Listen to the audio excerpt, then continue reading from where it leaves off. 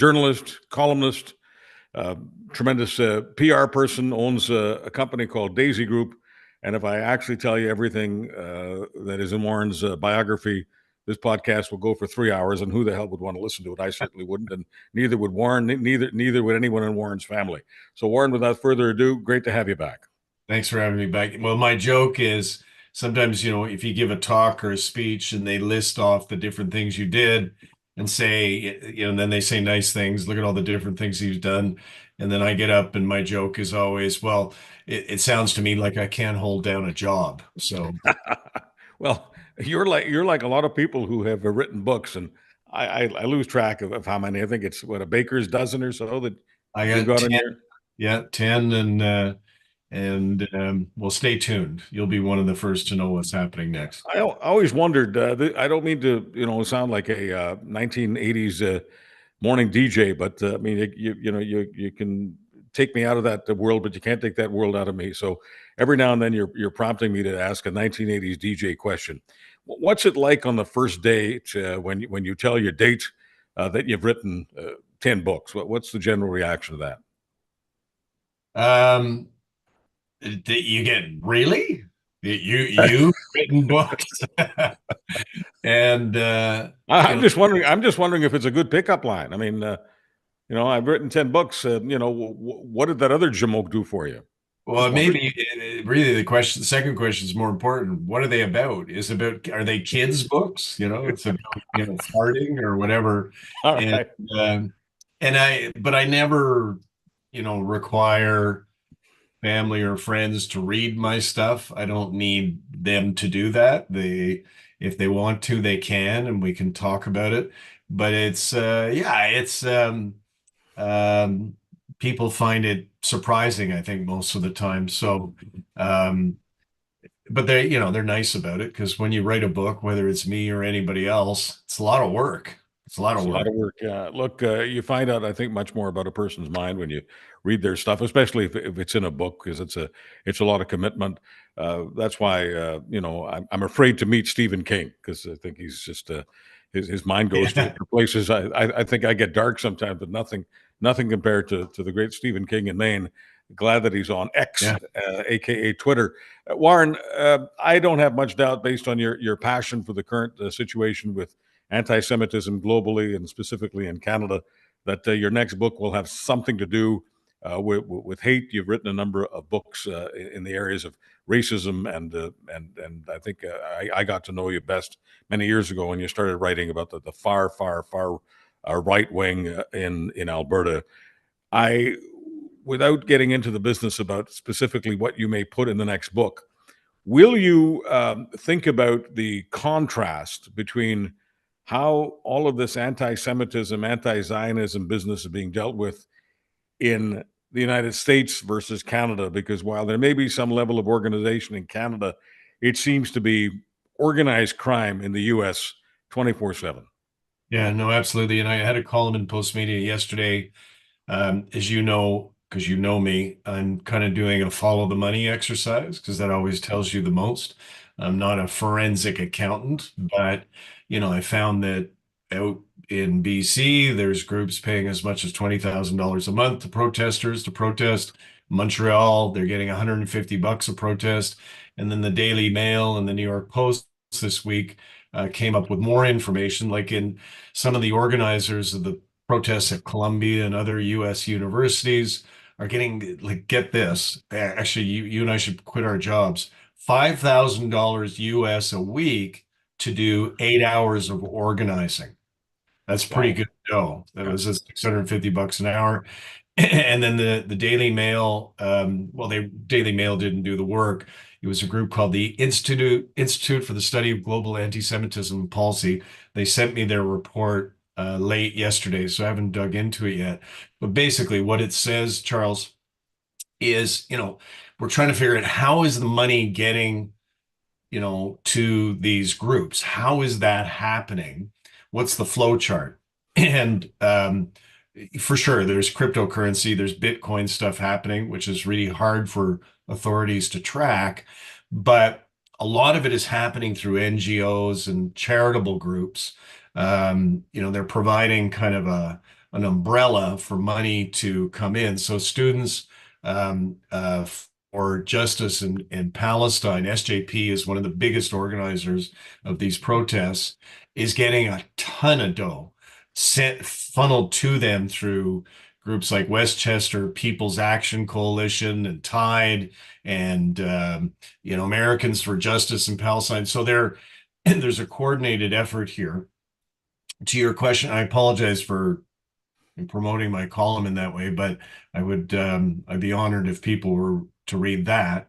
Um, what is the political consequence? There actually is one. If you think back to 2016, as you know, I worked for Hillary in a bunch of different states, and I was proud to do that. I loved working for her, but we were defeated. We were defeated by a racist rapist. And how did that happen? What happened in that race is Hillary's principal opponent for a long time was Bernie Sanders. And Sanders, I think, had recklessly but successfully depicted her as a corporate toady, owned by hedge funds and so on.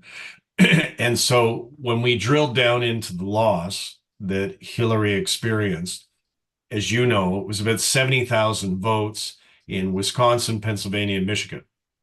Who were those 70,000 people? It was millennials and Gen Z. So this is why the protests in happening in this election year in the U.S. are a disaster for Joe Biden, because he's been giving them forgiveness for student loans. He's been doing all kinds of stuff to get them on side. But these protests, because Gen Z and millennials in Canada, the U.S., and Europe are pretty anti-Israel, bordering on anti-Semitic, and they're mad at Biden for his support of Israel. So it is hurting him in what is a very tight race. All right. So you mentioned that Bernie Sanders successfully portrayed Hillary Clinton as a toady of Wall Street. All right, fine. He did a masterful political job of that, and essentially that was the bomb under the political bed of Hillary Clinton. That's what blew her up, not Donald Trump. But just to be clear, you called Donald Trump a rapist. He was found liable for sexual assault. A judge did say that in to the ordinary mind is the equivalent of rape. But I just wanted to put that out there because there are Yep. people who listen to this podcast and say, Chuck, you got to put the brakes on Warren here. So here's the thing. Sanders successfully portrayed Hillary Clinton as a Wall Street toady. The truth of the truth is Joe Biden has portrayed himself as a toady of Netanyahu, as a toady of Israel. I'm not an anti-Zionist and I'm not an anti-Semite, but I'm anti-delusional behavior. It is delusional on the part of people who think that anybody has to portray Joe Biden as a person who is happy to serve the interests of Israel, because Joe Biden has said, and I think accurately, that Israel's interests are America's interests in the Middle East. Yeah, no, I totally disagree. Netanyahu, who I oppose and who I think has been a dangerous and reckless presence on the Middle Eastern stage, he would have been in Rafah, in southern Gaza, where he had told 1 million+ people to go to get away from the war. He would have been in there weeks ago if it hadn't been for Joe Biden. Aid crossing the border into Gaza, which had been slowed down or in some cases stopped. It's now opened up. That's because of Joe Biden. And the way in which the IDF was conducting the war, with a blunt instrument, airstrikes, as opposed to, on the ground, that changed because of Joe Biden. So I totally disagree. He is not a toady of Netanyahu. Netanyahu has hurt Joe Biden more than Donald Trump. Yesterday, Trump talked about how he got such a thrill watching the police crack heads at Columbia and how much he enjoyed it. Biden's never said anything like that. But that works for Trump because the Republican base are pretty pro-Israel. The problem is, as I explained a minute ago, why this stuff is problematic for Joe, who I work for, full disclosure, is because about a third of the Democratic base are kind of anti-Israel, the OAC people. So, Biden's trying to walk a tightrope, and Trump never has to. He's just down there in the muck all the time. So, I don't think there's anybody who wants this war to be over and Netanyahu gone more than Joe Biden. And Netanyahu doesn't want the war to be over because the minute the war is over, someone may put some handcuffs on Netanyahu. He's got serious legal problems in Israel. So I'll agree to say that Netanyahu, that Biden may not be a toady of Netanyahu, but certainly Biden has put his arms around Israel, as have every president. Yeah, I'm not a protester, but if I'm a protester, making the case that Israel and the United States are on the same page is just almost too simple an assignment. Even if you can nuance it and say that that Netanyahu is told, and that Netanyahu has been told by Biden not to go into Rafah, and et cetera, et cetera. The fact is, Netanyahu has gotten all the bullets he wants, and all the bombs he wants, and all the planes he wants from the United States. Joe Biden hasn't put the brakes on what's most important to Netanyahu, which is ammunition. Let's go for the specific ammunition in the United States. Do you honestly think, as Newsweek has just come out with its latest poll, saying that nobody has had a worst quarter for favorability since polling has been done since Joe Biden? It's hard to believe that anybody can fall as low as he has in favorabilities, but he's only in the, I guess, in the middle 30s, so he's about 37, 38%. Um, so Warren, take off the Joe Biden and Hillary Clinton volunteer business for a moment here and just be as objective as a political analyst can be. Can you become the president of the United States when your favorables are in the 30s? No, but fortunately, the election's not happening this week. We've got quite a few months to go, and interesting things can happen. What are the things that are hurting Biden that he can fix? Well, one is Israel and the war. We've just talked about that. One would be the economy. And the, I don't know how you fix something that actually is kind of fixed already. Um, like the economy in the United States is and has been for months going gangbusters. And Biden's just not getting credit for it. And my personal theory is it's the distemper of the times. Much as we're seeing in Canada, it doesn't matter what you do. Let's say you liked Trudeau's and Freeland's budget of a few days ago. It had progressive stuff in it, and you're a progressive and you like progressive stuff. Not only did it not help them, it hurt them. Some people are now reporting the gap between the Tories and Liberals at 21 points. And, basically the number seems to be a 20-point gap. Biden's struggling with the same problem. Like if you're an incumbent these days, people are just mad at you. And I can't figure out why they're as mad as they are, because the economy is going pretty good and people's lives are pretty good. Yeah, well, Warren Kinsella, I know if Charles Adler said the economy's good, facts are good, what's going on, Warren Kinsella would say, Chuck, I don't care about the facts. I'm a political analyst. I care about the feelings, and the people aren't feeling it. And when the folks start feeling it, then, let me know. But at the moment, the folks in No, I'm Canada not and the United disagreeing States with you. aren't feeling a good economy. That's not what they're I'm feeling not at all. disagreeing with you. It's but it's bewildering. So, Polyev is obviously hitched his wagon to this horse, the anger horse, and the fear stuff, and it's working. And Trump's doing the same thing. It's working, and does it peter out? I'm a big believer. I've can't run campaigns and help campaigns during periods where there's lots of anger. So after 9/11, for example, let's go over there and kill them all, right? And mission accomplished and all that stuff. That was an angry period in our politics, but it eventually it peters out, it dissipates. People go, well, there are no weapons of mass destruction, and by the way, it wasn't Saddam Hussein, it was Osama bin Laden, and on. So it's just what's weird in this current period is it hasn't petered out. It hasn't dissipated. If anything, it's ramped up this anger that is out there. And it's not just millennials and Gen Z. It's a lot of people are pretty angry. Warren, let me give you a proposition here, and this is probably something that might even make for a book by Warren Kinsella someday. Once he's up to 18 or 19 books, I think he may get to this topic. And this is something that seized my mind a number of years ago. I was getting a little frustrated with people talking as if they were on social media, and the worst. I'm talking about sort of swimming in the rivers of the sewers of social media, some of the worst aspects, and people were starting to talk like that. So it was obvious to me that social media was having an impact, despite all the analysts saying that only a small percentage of people are on social media.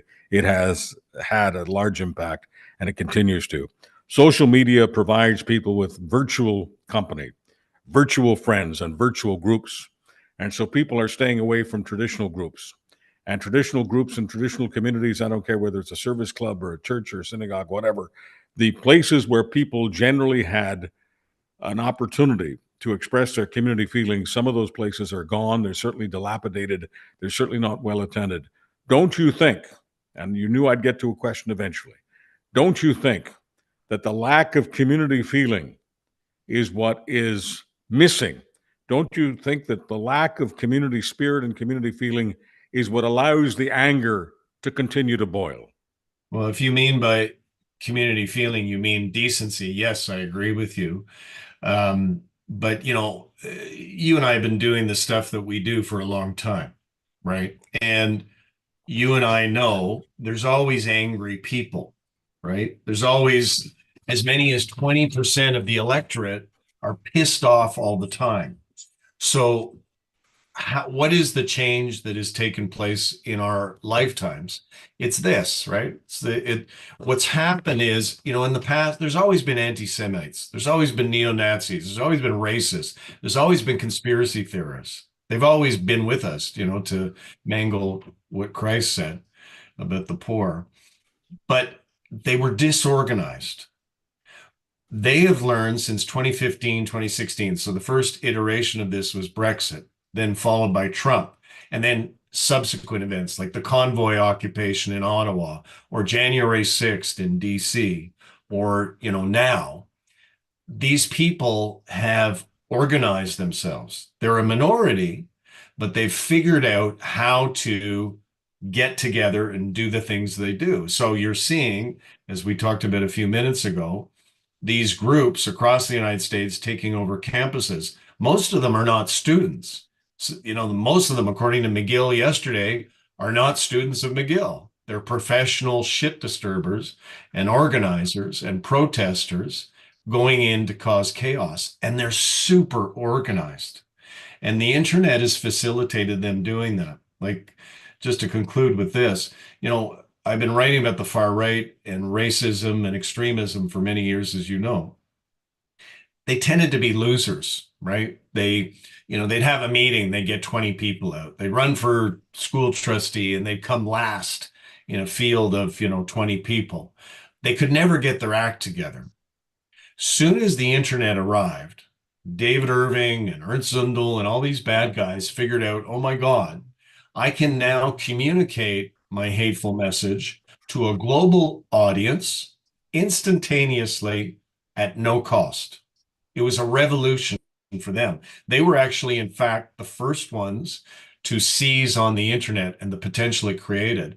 And they've just built on it since then. So they're using it organizationally, whether it's the occupiers in Ottawa or January 6th in DC, and they're getting really good at it. And that to me is the big change. They've created their own community, to use your word, online. And it's really worked for them. So you're telling me, I think, that the neighborhood Rotary Club or church cannot compete with the losers on the internet? No, I'm not saying that. I'm not saying abandon all hope, all you who enter here. We can do the same thing. I've said to my Jewish friends, because they're, as you know, they're angry, they're terrified, they're upset, they feel isolated, they're frightened, They're talking about moving back to Israel. You and I have friends who are saying those things to us. And what I've said to them is don't give up hope. We need to fight back. We need to push back for decency and tolerance and humanity. Those are good messages, right? We can't give up. That's what the other side wants you to do. Why do they have a big rally every Sunday, whether it's in Winnipeg or Vancouver or Montreal or Toronto? Why do they do that? These anti-Israel people who are, pretty openly anti-Semitic now.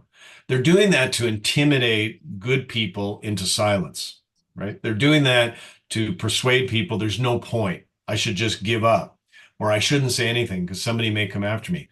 That's what they're after, and they've been quite successful at doing that. It's a campaign of intimidation. And so what I say to people is if you believe in decency and pluralism and caring for other people, those are important things, then speak up. Write a letter, start a website, start a social media platform, like do things. You can't give up because if we do, we're going to lose a lot of what we've got.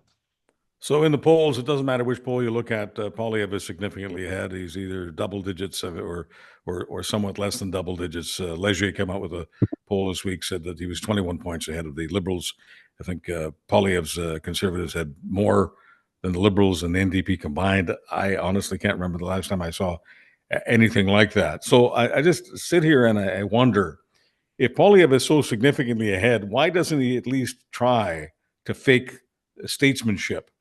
In the House of Commons this week, Trudeau used a nasty, unparliamentary word about Poilievre, and the Speaker told him to withdraw. And when the Speaker says withdraw, because the Speaker is the only one in the House that has the authority to speak for the entire House, so he told the Prime Minister to withdraw the word, and the Prime Minister withdrew the word. So then Poilievre used a word on the Prime Minister that was unparliamentary, and the Speaker asked Poilievre to withdraw the word. And instead, Poilievre said he would replace the word. Well, he knows what the rules are. He's been in Parliament for his entire adult life.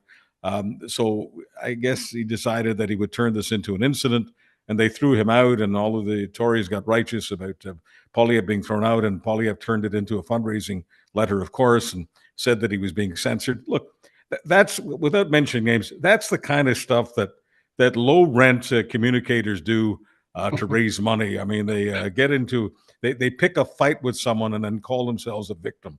I I am know getting you're so talking I'm getting so freaking tired of the party that's a mainstream party that's 20 points ahead of the governing party, portraying itself as some sort of poor me. I'm a victim. It's about. not just insulting to intelligence; it's insulting to Canada. And when the hell is he going to grow up and just be a statesman, even if he has to fake it for 10 or 15 minutes a day? Okay, well, I'm going to agree with you and sort of disagree with you on one part because there are two parts to your question. Where I agree with you is where you started and it ended up, which is, yeah, when you got a 21 point lead, Leger has been the most accurate pollster of federal politics for the past two elections. If they're saying it's 21 points, man, you've got support to burn.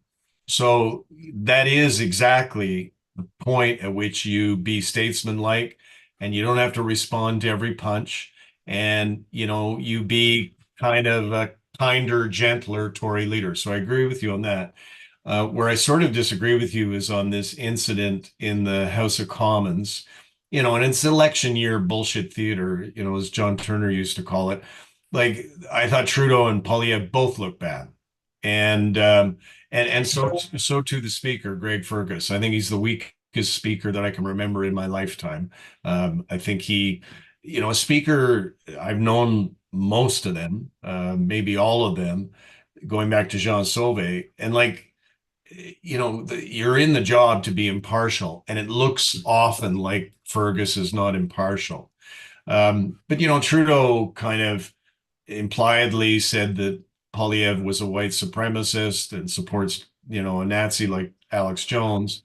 And, I don't like Poilievre, I don't like Trudeau, but I don't think either man is a neo-Nazi. So that was offside. And then Poilievre was playing games with the words he was using, and he wasn't looking great either. Where I would disagree with you is I just thought both of them looked like children. And that's the thing that people dislike about, our politics these days the most. Yeah, but that's not what I said. I said that Trudeau obeyed the speaker when the speaker said withdraw the word. He did, and when the speaker even-handedly said the same thing to Poilievre, withdraw your word, Poilievre decided to play word games. I mean, sorry, that's Bush. I have to say it. That's Bush League politics.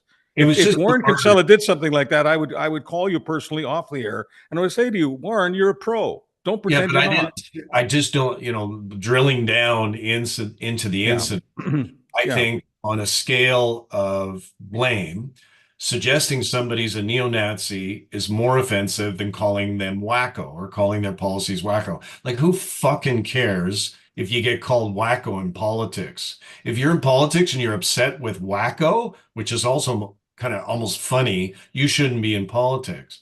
So, what Fergus seemed to be doing. I don't think he called. But to be fair, if we're going to go there, I guess we're there. He didn't call him a neo-Nazi. He said he was fraternizing with them. He was talking about the fraternization with the trailer boys, as it Big, were, on the side of the big, maritime highway. And Poilievre looked like he was big, hung big. over, and he looked like he had a problem.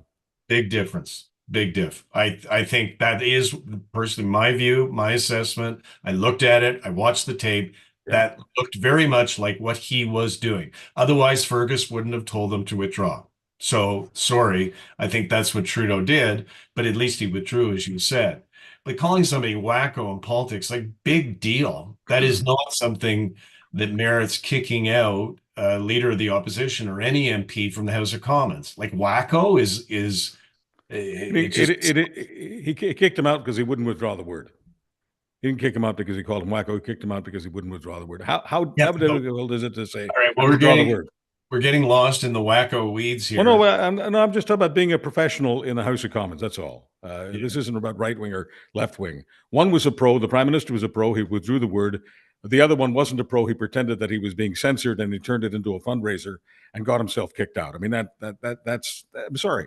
That is the kind of thing that people who have very little exposure, limited platforms, aren't making very much money. That's what they do when they're desperate to make a buck.